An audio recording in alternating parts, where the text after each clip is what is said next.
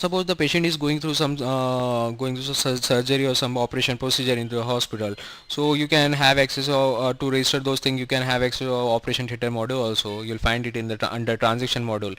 So you'll open, as soon as you'll open the operation theater operation management. From here you can just select the procedure type and the procedure or surgery is going on that patient, and specify the code of that particular procedure. Here basically two procedures coming up for this into this hospital, so you can maintain different types of procedures accordingly. You in according that charges and the prices will be reflected over here. So this is basically coming up from the masters. I have specified two procedures in my master, so it is coming up over here. So I'll specify this one, and you can specify the date when it is going under the surgery. You can specify other details like time, and the table in on which the patient is going through surgery, the ward, and the time and the end time of that surgery. So you can specify such type of details.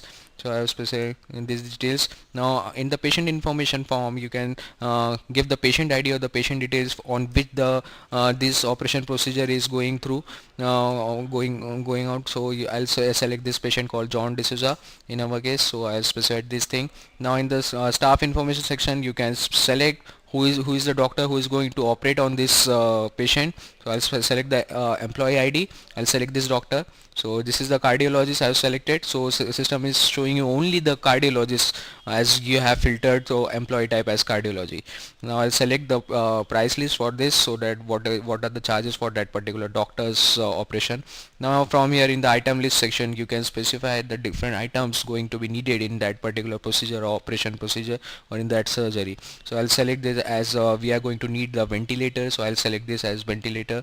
And from here you can specify the charges for using that equipment, so that it will be reflected during the billing of this particular patient's treatment. So here in the bottom part, you are basically seeing the total charges of each and every treatment and of whatever reflections you are seeing in the upper part of the form. Now here, if the patient is in need of blood bags, so you can search for the different blood bags.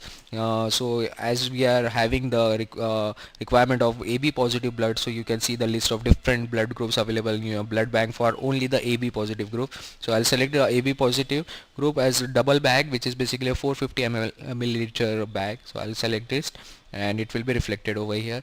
And I'll again give the details of the prices or the charges for this blood bag. So similarly, at the same time, it will be reflected over here at the with the all the details like date of collection, date of expiry, and all these details.